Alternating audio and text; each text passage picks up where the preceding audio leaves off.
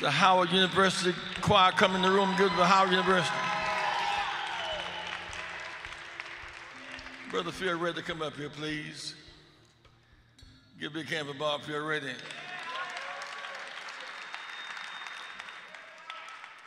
Bob is running for Cook County President.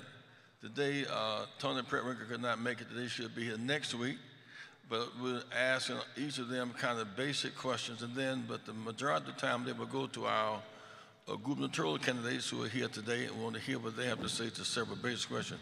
Bob, it's advertised that Tony Prettwinkel has balanced the budget 8 times in a row. What would you do then? What would be your difference? Well, first of all, I would not balance it on a $2 billion worth of taxes on the working class and poor in this county. That's number one. Number two, I think it's phony. Her budget has gone up 83%. And when she came into office, she ran on one issue and one issue only.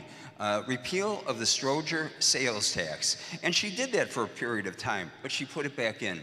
And so, she's under a cloak of reformer, and she's not a reformer. She's been taxing the poor. Her and her alliance and with her brother, Joe Barrios, have known about a corrupt, discriminatory, racially tax system that has discriminated against the poor and working class people in this county.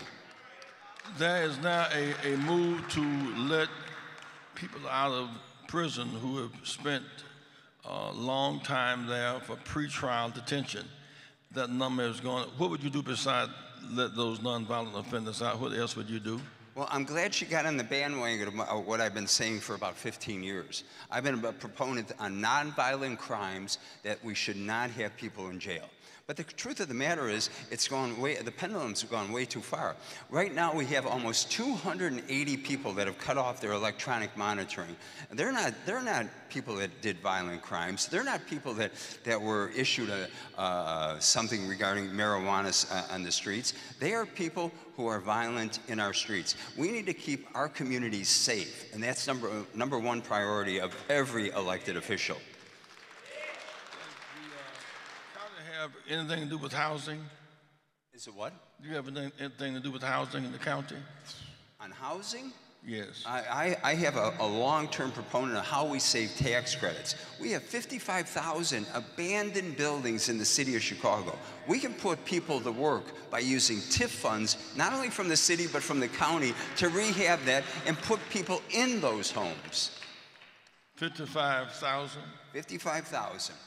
And you can see it in our communities, because when the banks took over and the foreclosure crisis hit, we have not, and yesterday the economic forecast came out about jobs. We've got about a 4.1% unemployment throughout the country. Black unemployment throughout the country is low, except in Cook County, except in Chicago. We need to raise those numbers and put people to work here. And I'll tell you why it's happened, because this Cook County Board President, just take one of the contracts that she can do on her board, $169 million in hospital contracts, and 0 go to prime contractors, and 2% go to minority subcontractors. No wonder we have crime in our streets. There are no jobs from the county given to our people in our communities, Reverend. Let me ask you the last question. Where do you stand on the airport, one way or another, and why? The building of the third airport. $8.5 billion to do what? And now they're in a fight they can't even decide between the airlines. We have an airport down south, Lansing Airport. 8 years ago, before the leasehold tax went into effect, 65, 75 planes a day. Once they started enforcing that tax, zero. We need, across the board, a municipal regional airport. Gary, the so-called Gary one, where we as Chicago citizens give a lot of money to and nobody goes in there. The Lansing Airport, the O'Hare, the Midway, Rockford, to reorganize what we do. We know what it's all about. It's patronage dumping grounds. That's what O'Hare Airport's about. That's what Cook County Hospital's about. And they've got patronage armies that go against independents that are running for office. Give Bob Fioretti a big hand. Thank you. Thank you, Reverend Jackson, as always. Next week, we'll ask the same basic question to Tony Prettwinkel, whose schedule couldn't make it today. What I want to do now, the choir from Howard University. Give the choir from Howard a big hand. Who directed? Howard University, it's your time to sing. In the meantime, Bishop Henry Williamson, because of the tightness of our schedule, Bishop Henry Williamson is the chairman of our Tri-State Rainbow in Tennessee, Mississippi, and Arkansas. Among other things, was once the president of Operation Push. Is now, was the pastor of Carter Temple CME Church. Is now the chair of our Tri-State Rainbow and Hidden Lane College, chair of that board. He's just written a book. And Bishop, give us just a snapshot of that, and we'll go right into the choir from Howard University. Bishop Henry, on your feet for Bishop Henry Williamson. Thank you, Bishop.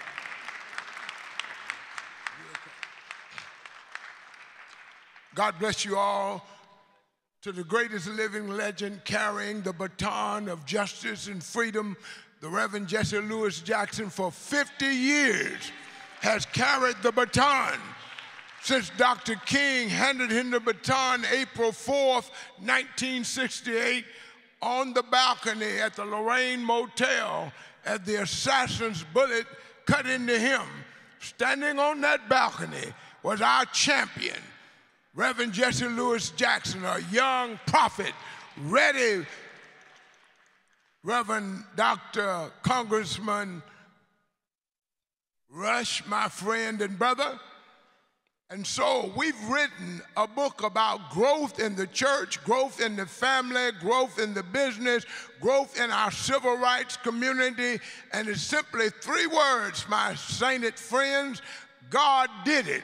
He did it in creation, he did it in salvation, he did it in education, through our HBCUs, he did it through voter registration, got us through slavery, got us through the Middle Passage, got us from the outhouse to the White House, because this man ran in 84 and 88, so Barack could win in 2004 and 2008. God did it. This book will be on sale. I'll be signing it tomorrow at the Carter Temple Church. You know the CME Church, don't you? That's Lane College, Miles Payne and Texas College since 1870. Hundreds of thousands of young African-American men and women have been educated through our colleges. We are so grateful. And let me say to all of you politicians, we need you to support Title III monies that we might continue to fund our HBCUs, that they might have instructors, they might have their facilities, they might have new grounds and buildings. Title III fully funded. And do you know they cut Upward Bound in 40 HBCUs. Now, will you politicians restore Upward Bound on the state level and the federal level? We need to continue upward and onward. God loves you, and so do I. God did it. 8 o'clock, 11 o'clock, Pastor Gordon will be at our old church, Carter Temple at 79th and Wabash at the 8 and the 11 o'clock service. Give God some praise for the Reverend Jesse Louis Jackson, Sr.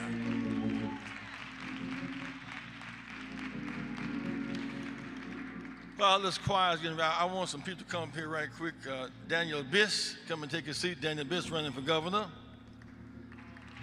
T.O. Hardeman. Chris Kennedy. Robert Marshall.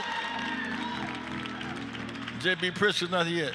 Howard Choir, let's hear you sing. Give it for the choir.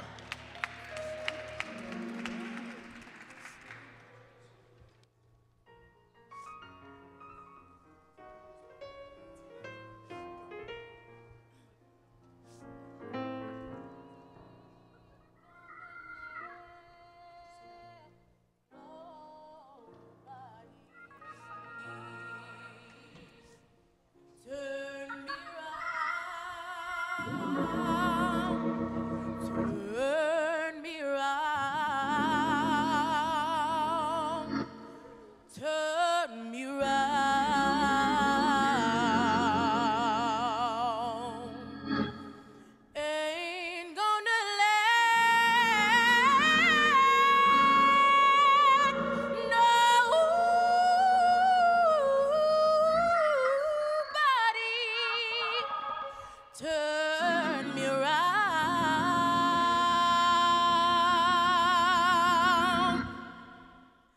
I'm gonna keep on. I'm gonna keep on. I'm gonna march on. Ain't gonna let nobody turn me around. Turn me around.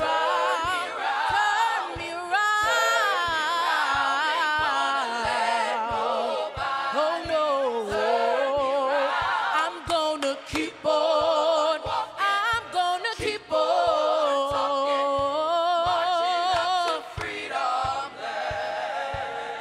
Ain't gonna let segregation Turn me around. turn me around, turn me around.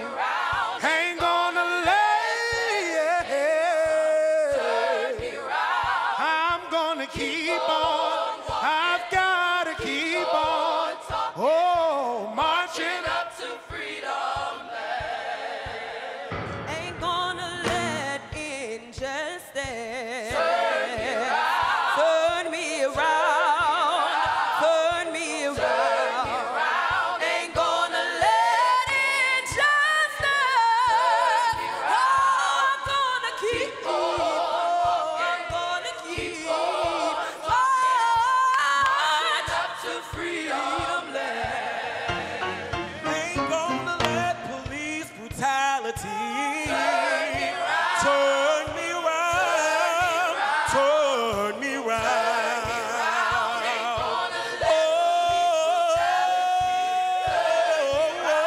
I'm gonna keep on, and I'm gonna keep on marching up to freedom.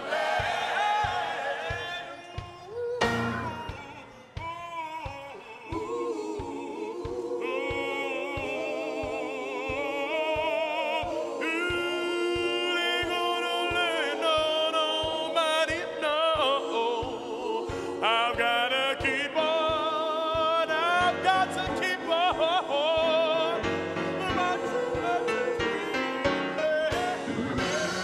Ain't gonna let nobody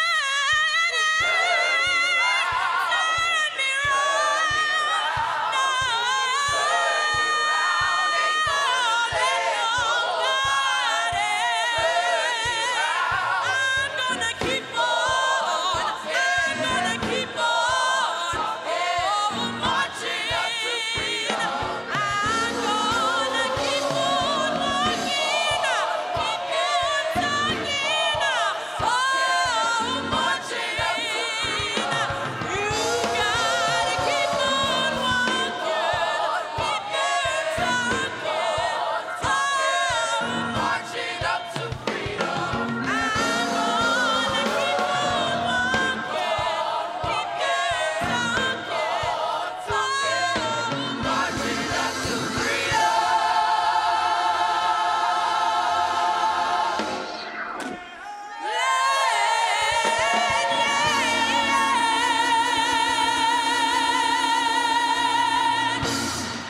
Howard University Gospel Choir.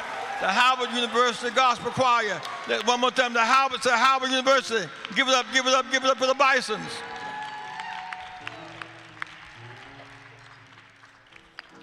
There'll be a big election here for the governor of this state, March 20th, primary date. Four of the candidates are here this morning. We want to hear them answer some basic questions. Let's start with you. Quickly, what would be your first three priorities as governor? The first thing we have to do is fix our tax system and our school funding system. So you begin by repealing the flat tax provision of the Constitution so we could finally ask someone like Bruce Rauner to pay his share and stop overtaxing the middle class and the working poor. You use that money to fund schools properly, not just in a few neighborhoods in Illinois that currently have well-funded schools, but in every single neighborhood in the state of Illinois. And then once you've done that, you bring property taxes down and fix the broken property tax assessment system. Nick. You get those three things done, that's a huge step toward economic and educational justice. T.O.? Yeah, in regards to T.O. Hardeman and Patricia Avery, she's my running mate. Our top three priorities is one, to reduce gun violence by 50% in Chicago and throughout the state. and women's rights, and we plan for strong economic development here in the state of Illinois. But the gun violence must end here in Chicago, sincerely, and so we can stop the mass exodus of African American people moving out of Chicago. That's one of my main goals. Chris Kennedy, why is there a mass exodus, Chris? I got to fix the funding formula, the way we fund our schools across the state. Today, we rely on property taxes. And no state in America has a system just like ours. And our underfunding of our schools is undereducating our kids, damning them to a life of economic poverty. We're going to fix that system by migrating from a property tax system to an income tax system, pay for the schools at the state level.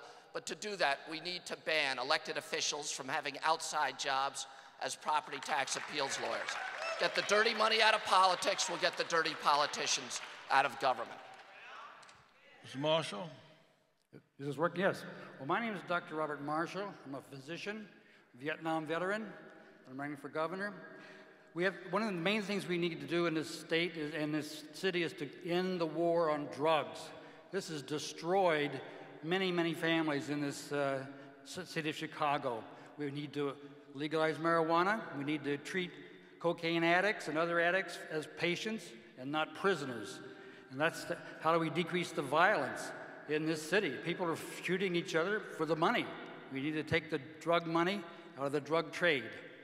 The other problem is Michael Madigan. He is ruining this state, and it's time for him to go.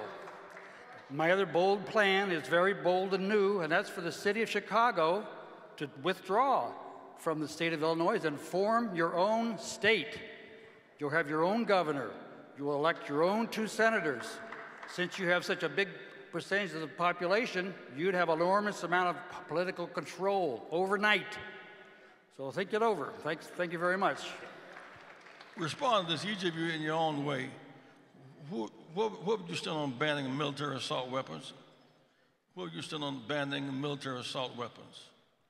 Yes. Oh, I'm fighting to ban assault weapons, and more than that, fighting to ban high-capacity magazines and bump stocks. It's time for gun safety legislation in Illinois and in neighboring states, too. T.O.? No, I support a ban on assault weapons, but I do support the Second Amendment. There's no reason, the legal gun owners in Illinois are not part of the gun violence problem here in Illinois. I just have to say that. But I do believe in placing, a ban on assault weapons, and nobody should be able to stockpile assault weapons either. So that's my stand on that. And then I plan to reduce gun violence in Chicago by 50% by working closely with the ATF and the state police to help intercept the illegal gun trafficking here in Illinois, and especially Chicago. That's my goal right there, everybody. Thank you. Most of the killings here in Chicago are not assault weapons. Most of the weapons in Chicago are not assault weapons. What would you do about this? Guns in, drugs in, jobs out. Well, see, the thing is, Reverend, out of all due respect, first I want to thank the Reverend for allowing me to participate this morning. Let's give the Reverend a hand, Reverend Jesse Jackson. I have to do that. I'm not doing that because I want his vote. I respect Jesse Jackson, all right? But let me say this here. The only way we're going to stop the killings in Chicago is black men are going to have to unify like never before.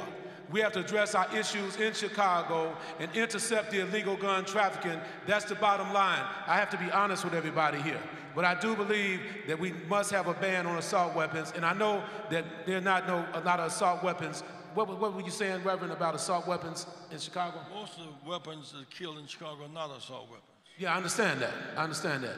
That's why we must place a ban on it. But right now, if we don't intercept the illegal gun trafficking, we're going to keep failing with this.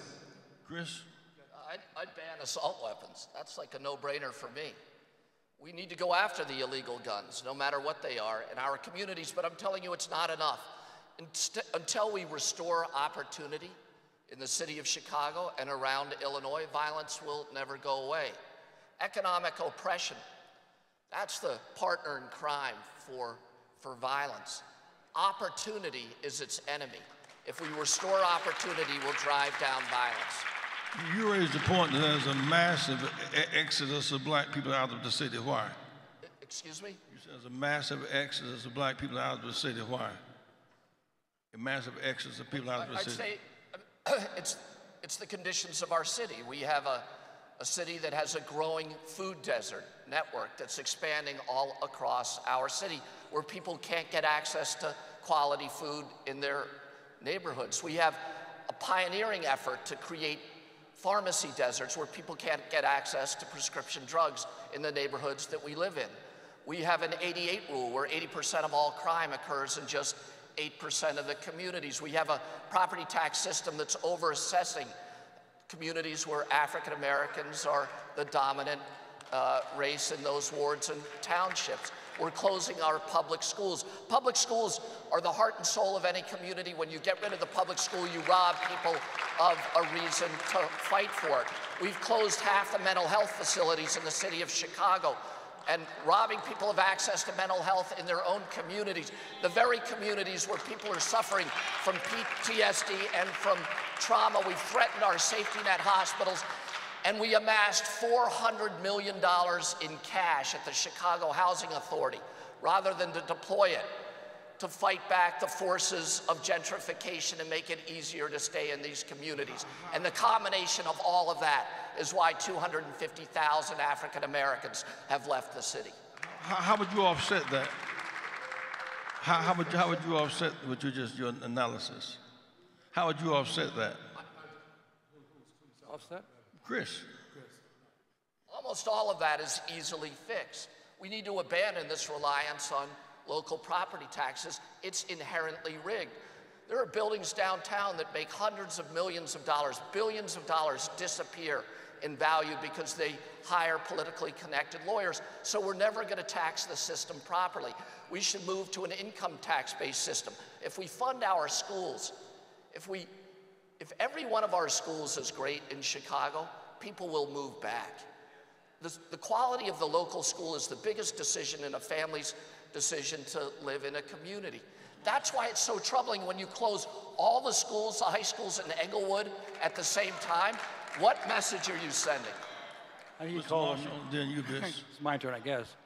Well, we do need to keep the assault ban and the assault weapons out of the hands of people who are mentally ill or sick, like this person in Florida. In Florida, the FBI knew about this guy. They didn't do anything. They made the mistake. And then the local police knew about him too. They didn't do anything. And then there's several policemen who stood outside the door and did nothing. In a case in Florida, it's the government who made the mistake. And we have to identify these shooters a little better. That's the main thing we do. We need to make the schools harder to get into, plus the classrooms. And then we do have to limit the access to these assault weapons. That's what's doing it. Now, you ask a question about handguns. That's really the main source of violence in throughout Chicago. And as I said before, we have to take the money out of the drug trade. Legalize marijuana throughout the state, actually. And this will create 30 to 40,000 jobs throughout this state. You know, 350 million guns on our streets in America, 350 million, 8 million assault weapons. How would you cut down the flow of the access to those kind of weapons? Well, you'd have a buyback program. That would do that. You could use the marijuana money to do that. Another big source of money, by the way, is casino gambling for Chicago. That's a multi-billion-dollar thing. You could have a buyback program and reduce some of them that way. Yes. So there's some things we can do in Illinois, right? For example, I'm fighting to license gun dealers in Illinois because we know which stores sell guns to people who are not supposed to have access to them, but we can't do a darn thing about it on the state level. We put a bill on Governor Rauner's desk to do that. He ought to sign the bill. If he does, then we have to work with neighboring states too, because you know, Reverend, that guns cross state borders, and it's not enough to pretend we can solve the problem in Illinois only. But I want to speak to what we were just talking about the way in which African Americans have been pushed out of Chicago and out of Illinois. To me, it comes down to generations of disinvestment, of dollars being pulled out of the black community in a number of different ways by both the city and the state. Yes, the school funding system on the state level is part of the problem. We got to fix that. But then the school funding system inside CPS is part of the problem. We got to fix that by having an elected school board. The way we fund social services is part of the problem. The state needs to fund human service providers in neighborhoods that have been victims of disinvestment. And then finally, We ought to say that if the problem is dollars being pulled out of neighborhoods, the state needs to step in. And in the neighborhoods most in need of economic opportunity, directly put dollars in to hire people, to create jobs directly, knowing that that's going to be the first spark to start the economic renewal. T.O. and then Chris will answer your question. Let everybody know, I'm running to become the first black governor of the state of Illinois. And everybody keeps talking about the mass exodus of black people out of Chicago. One way to fix it is to elect me as the first black governor, and I plan to attract all our people back to Chicago. I'm serious. Everybody keeps talking about racism, discrimination, gun violence, all these issues. I've experienced all these issues myself personally growing up on the south side of Chicago and the west side of Chicago. Some of these people running for governor, they don't know what it means to be poor in Peoria. They don't know what it means to have no development in East St. Louis. They don't know what it feels like to grow up on 79th in Cottage Grove. I'm running to make history in Illinois. I need all hands on deck. You're not going to stop killings in Chicago until black men unify, period. I don't care what program you come up with. We need economic development as well. We need to create jobs. But if we don't unify, and because a lot of these sellout politicians and sellout preachers that are going around here taking money from some of these candidates, that's what's hurting us. That's what's hurting us right now. We need to unify in order to stop the killing in our community, period. We have 650,000 registered black voters in Chicago right now. We have 1.5 million registered black voters in Cook County. Why not T.O. Hardiman for governor? Chris, let me ask you a question. Feels like you're fired up this morning, T.O. Congressman Jackson was working on... I learned from Bobby Rush. Building a third airport out south, which would have the impact of job development and economic. Do you support the building of the third airport, which involves the state resources, Chris? Yes, I do. I do. I think first of all, I think we need the freight handling capacity. I think we need the capacity to take care of aircraft that need repair, and we can create a incredible economic engine in the south suburbs. I'd say the greatest challenge is to employ people who have been out of work for a number of years, people who are undereducated and may have a criminal record. That's the population that's having a hard time getting a job.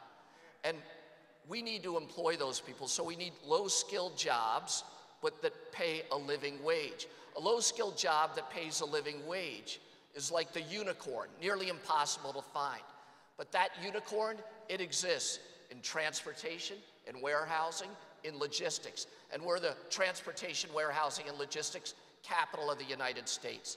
If we double down and invest in that part of our economy with intermodal centers, with a third airport, with additional rail, we will win the economic battle in the United States. Mr. Marshall, do you support the third airport? Absolutely. I've been campaigning for that for many years. And all those southern suburbs down there, this would be an enormous job creator. The third airport down there would be wonderful. You know, this whole system is rigged against you and against people like me, too. There's going to be a debate on Thursday, Channel 11. The only African-American candidate for governor was not invited. And the most anti-American, anti-Madigan candidate, that's me, I wasn't invited either. So don't watch the debate and don't vote for any of the people in that debate. Vote for... If you don't vote for me, T.O. is perfect. It's like you guys are conspiring here. Let me ask you a question, Biss, since these guys are teaming up on you and Chris. The unemployment for African Americans is twice that of whites. You look at the state budget, you look at the contract distribution, and it does not reflect the state. You and then Chris. How would you address that? Well, it's terrible. If you look at who gets state contracts, and especially if you look at who gets the most lucrative state contracts, it's disproportionately white. Oh, and by the way, disproportionately male, too. So it's time for us to have a contracting system that actually puts dollars in the neighborhoods most in need of economic opportunity, in the communities most in need of economic opportunity. The way to do that is, number one, to have a governor committed to it, a governor with a track record of fighting for that. That's something I've been fighting for in the state pension funds for years, which have some of the most lucrative contracts that go almost entirely to white men, pulling, once again, dollars out of the black community and into the pockets of wealthy white neighborhoods. And you need a governor who's going to appoint people to the procurement boards, to the heads of the agencies with large budgets and a lot of contracts, who are committed to this mission. Not just people who happen to be diverse, but people who are diverse and are committed to making sure that state dollars actually go into the communities that are most in need of economic hope. Chris, how would you address the discrimination in employment and in contracts in the state? I would do it the same way I did it in private business, the same way I did it at the University of Illinois, the same way I'm doing it today. If you look at the buildings being built in Chicago, the ones that I'm building have the largest minority participation of any buildings, any private buildings built in the last 10 years. If you look at what we did in Cleveland, $500 million contract, we got 155 minority contractors. 55 had never contracted with the government agencies, city of Cleveland, Cuyahoga County, or the state of Illinois, or the state of Ohio. There are great ways to force that change, and I know how to do it. I've done it before. John Rogers was here earlier. He runs Ariel Mutual Funds. I'm on the board, the head of the audit committee. Every contractor, everybody who works for us has to present a diversity plan. And if it's not good, we dismiss them. I learned that from John, and we can apply that to the state. The state of Illinois has a $35 billion a year budget, which means it has a $35 billion a year supply chain. We're going to make that supply chain look like the state of Illinois. That's what I'm going to do. Mr. Marshall. Well, what we need are more entry-level jobs. If you legalize marijuana, that'll create a large number of entry-level jobs. Casino gambling in Chicago, that's another entry-level jobs. And this is my plan of mine, where the city of Chicago would break away from Illinois and form its own state. Right now, you send your money down to Springfield and it disappears. You wouldn't be doing that. You would have your own state, your own governor. Your money would stay here in Chicago. You would have your own governor. All your leaders would be elected by you. They wouldn't be elected by somebody else throughout the rest of the state. These men here are a promise. You have Governor Rahm Emanuel out there, that you're saying? Governor Rahm Emanuel? No, no, you'd have a large enough percentage to block that. These men here are promising you money or fish. I'm giving you an opportunity to be a fisherman, and you can catch all the fish you want. T.O. Yeah, right now I want to put some numbers out there for everybody. Right now we have 14.2% unemployment for African American people in Illinois. That's the highest in the nation. We have a 43% unemployment rate for African American young men between the ages of 20 and 24 in Chicago right now, Peoria, and East St. Louis. We voted for all these status quo politicians over the last 40 years. That's why I'm asking everybody to vote for T.O. Hardeman, because I have a plan to reduce unemployment in our community by pushing forth House Bill 453, which is the financial transaction tax, and that can bring in $3 billion of new revenue, and I would use the new revenue to create jobs in the inner city through Peoria, East St. Louis, Decatur, and Chicago, in the south suburbs and the western suburbs. It's very important right now. My run for governor is a wake-up call. It's a wake-up call for this state. It's a wake-up call for all people. I'm not just running just to get the black vote. I need the white vote, the Asian vote, the Hispanic vote, and all the votes out here. And I have a 2020 plan which represents a perfect vision to move the state of Illinois forward. If we can just get past our division and unify, we can make history in Illinois by doing the right thing and voting for T.O. Hardeman for governor, everybody. Let me ask you a question. Out there. Let me ask you a question.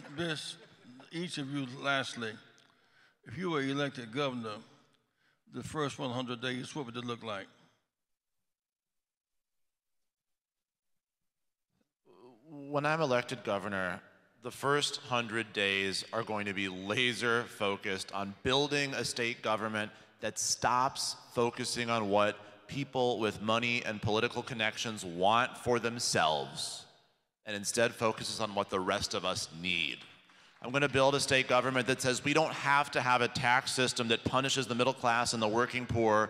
We can have a tax system that asks the wealthy to finally pay their share and use that money to fund our schools properly. I'm going to fight for a government that says we don't fund schools properly in a couple neighborhoods. We fund schools properly in every neighborhood because every child in Illinois has a right to a high-quality neighborhood public school. And finally, I'm going to fight for an Illinois that says that there are neighborhoods where economic despair has set in because the state, and in some cases the city, have pulled dollar after dollar after dollar after dollar out, disinvesting. That's your first 100 days? That's right. Tio, what would your first 100 look like? First 100 days, well, Tio Hardy, my first 100 days would be, I found out that women that work the same job that men work do not receive the same pay. So in my first 100 days, I plan to make sure that women make the same money men make if they're doing the same job. And also, we plan to have a very diverse administration. I would look to hire people from all walks of life. I plan to bring the whole neighborhood to Springfield with me, in other words. That's what we plan to do, and have a diverse administration, Hispanic people, Asian people, women, members of the LGBT community, and we're just going to take care of the business in the state. It'll be a total different look. And I plan to inject some soul power in the governor's race. And soul power is universal. I don't want nobody to get that message the wrong way. James Brown says soul power is universal. It's what's in your soul and your spirit. These billionaires have stripped the soul out of the state of Illinois by drowning out the voices of the working class and poor people. For once in the history of Illinois, a poor people's champion will become your governor. I'm a champion for all the poor people out here, all the disenfranchised people, all the ex-offenders, the veterans and everybody, senior citizens, everybody that needs a boost. Tio Hardiman will give you that boost. And that's what the first 100 days would look like, motivating everybody. Chris, what do you see your first 100 days? Chris, can the governor look like first 100 days? I'm going to go after the money. I'm going to go after the money. I'm going to go after the money so we can fund our schools. I'm going to go after the money so that we can fund mental health. I'm going to go after the money so that we can employ the people who haven't had a job in 3 or 4 years. I'm going to go after the money to employ the opportunity youth. So where is the money? We don't have to wait 3 years to get a progressive income tax in the state of Illinois. We can do that in January of next year, right away, using the Massachusetts model where we increase our income tax and rebate the increase through a low-income tax credit back to the entire middle class and lower class, so we have, in effect, the wealthiest among us paying the most. We can do that right away. We need to tax the people who live in other states, do work in Illinois, and don't pay their fair share. We need to go after those tax cheats. I talked to the lead financial executive for the state of New York yesterday. He said they do it in New York and they bring in billions of dollars a year from tax cheats who were ripping off New York, and now they can't. We need to do the same thing here. We need to go after the internet sellers who sell in our communities and don't pay their fair share of taxes. They're getting away with it. They're stealing from us and they're destroying our retail, and we need to put an end to that as well.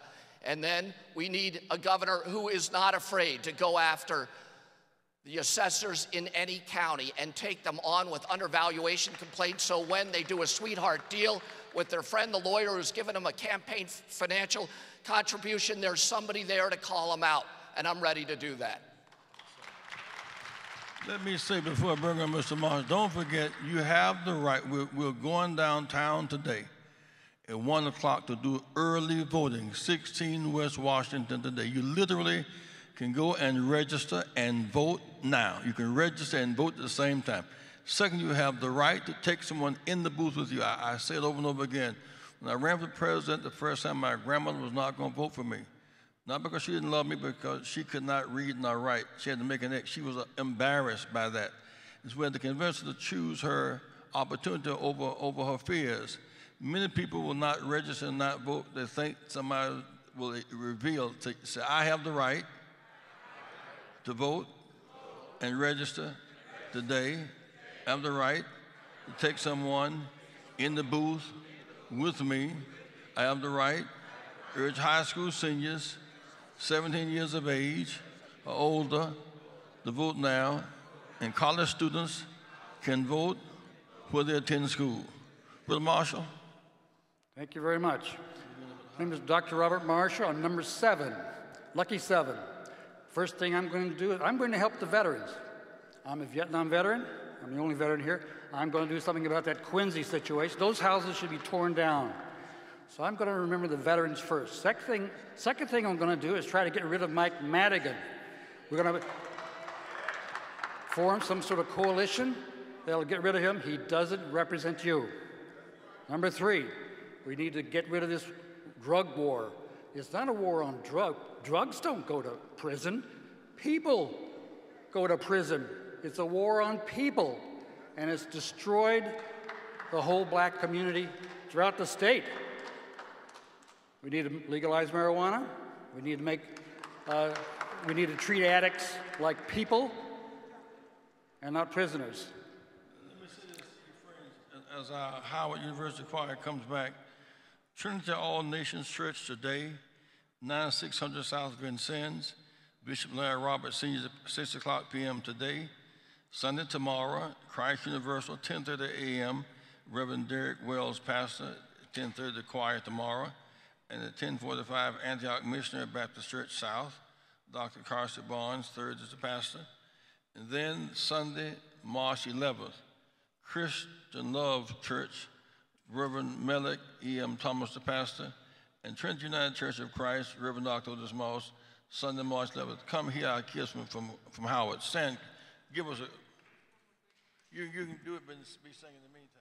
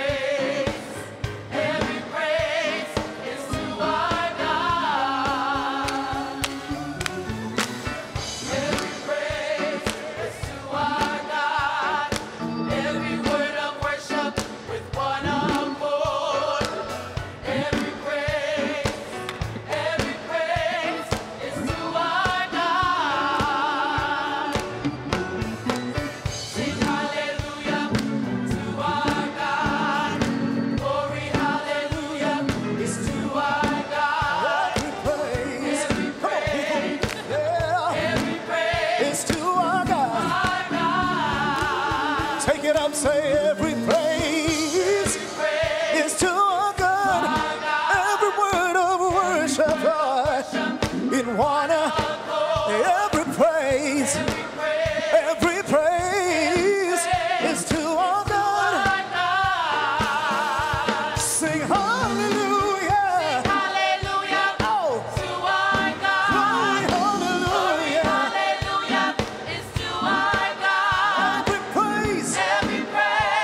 praise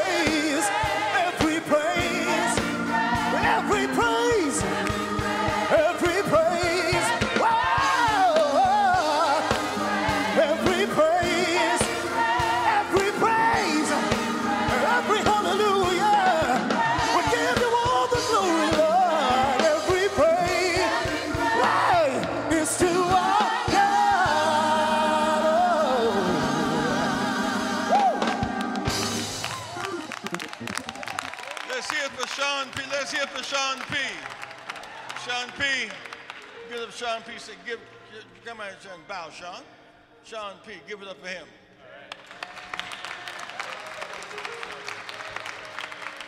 I want to say this one more time. We're going to leave here today. We're going to do a book signing for Bishop Henry Williamson, his book, God Did It. But then we're going down at 1 o'clock today and vote at Cook County. We'll be pushing very strong on early voting. It's early voting. You have the right to register and vote on the same day. You have the right to take somebody in the poll with you. You have the right to vote where you attend school. You have the right, you'll be 18 by November, to vote now. Now, this morning we had about 30 judges here.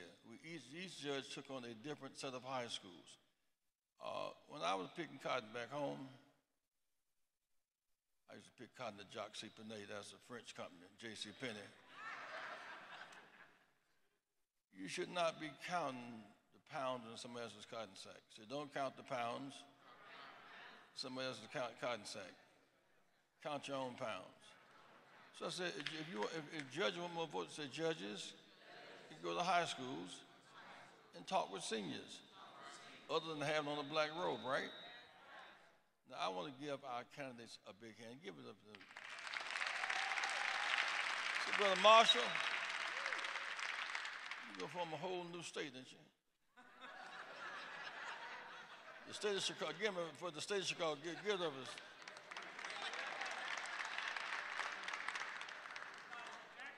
Call it Jacksontown.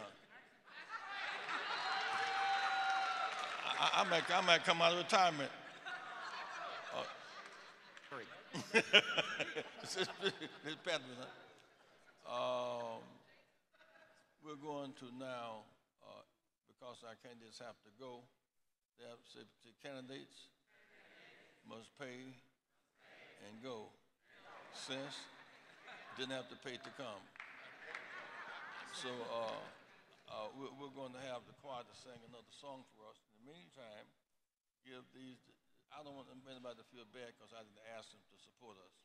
So if Jesse Jackson didn't ask Kennedy for some money, it'd be embarrassing.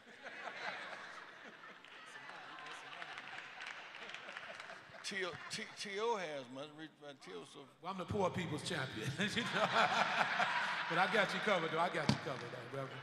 That's right. Give them another big hand. Feel ready? No, just before we move, shh. Wants to have prayer before we move. Each of you should have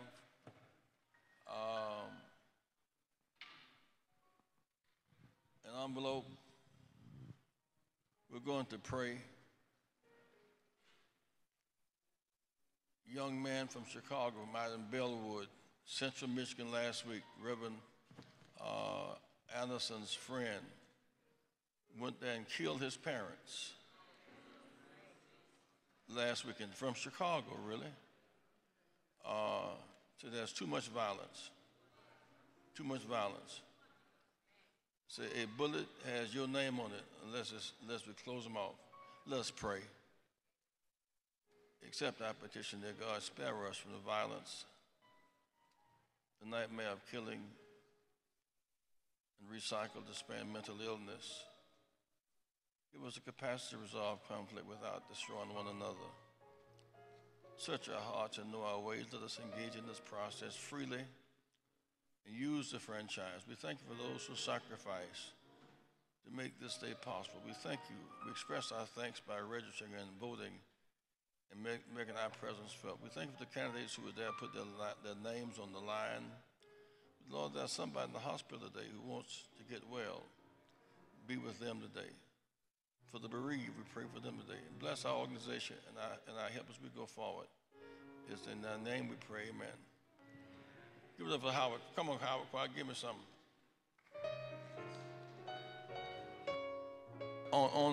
If you give $100 or more, please stand. Give $100 or more, please stand. Bob, if you're ready, You give $100 or more, please stand. Please stand and come forward. You give $100 or more. We need your support. Bishop Williams, are you coming this way? Yeah. Bobby Rush? Congressman Rush? Bobby Rush, I know you're coming this way with that money. Come right on this way. We tipping out of here. Bobby Rush is starring in a movie called The Black Panther. That's featuring Bobby Rush.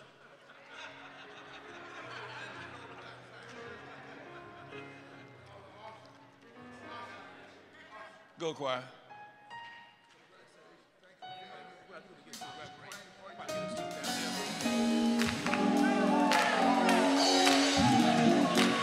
We're the Howard Gospel Choir. We're excited to see you all and shake your hands this evening at Trinity, All Nations, on 96th and Vincent. We love you. Come on, let's sing about the faithfulness of our God. Great is thy faithfulness.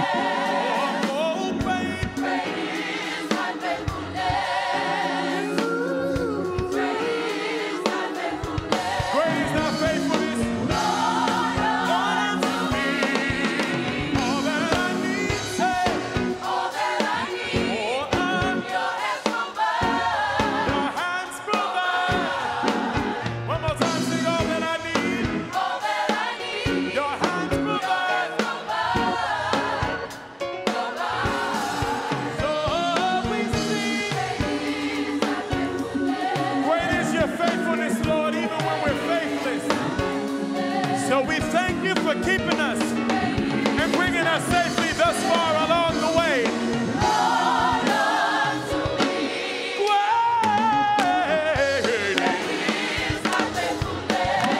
Come on, great is thy faithfulness.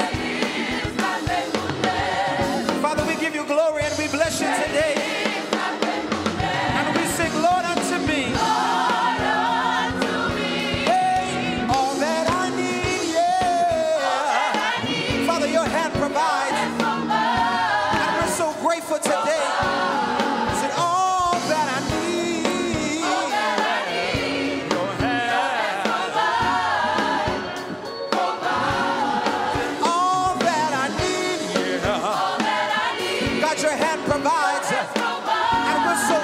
Today, God, yeah, all that I need, your hand provides, yes it does, so we cry great, your faithfulness, it is so great, your faithfulness, yeah, great, your faithfulness, it is great, your faithfulness. Every time I wake up, every time I lay down, you're so good, you're still strong, you're still mighty. We give you glory, we give you honor, we bless your name. Oh Lord, you are. Come on, everybody, clap those hands.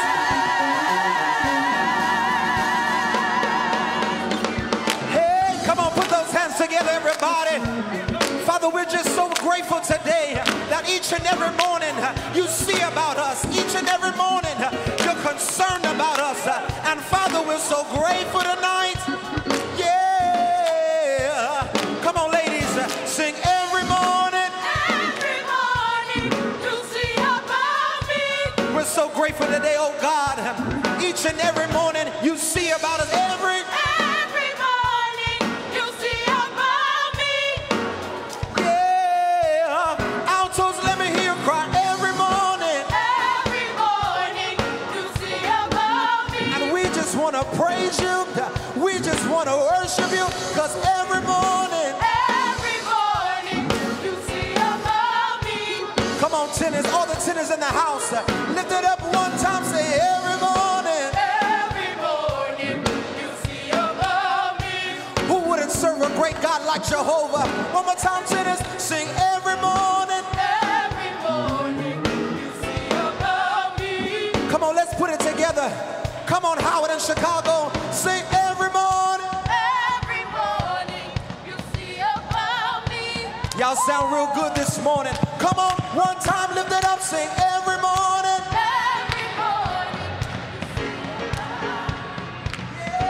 If you've not yet given, if you've not yet given, please stand. We need your support. We thank you for your support. We need you. Thank you, Johnny, for getting up. We're going to take a picture with the choir. Huh? Dr. Joe Stroud. Come up here, man.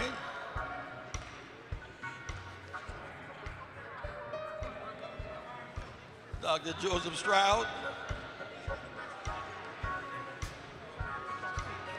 Yeah. Let's take it on stage. Let's take the picture on stage with the choir. On stage with the choir. We got it covered. I can figure that away.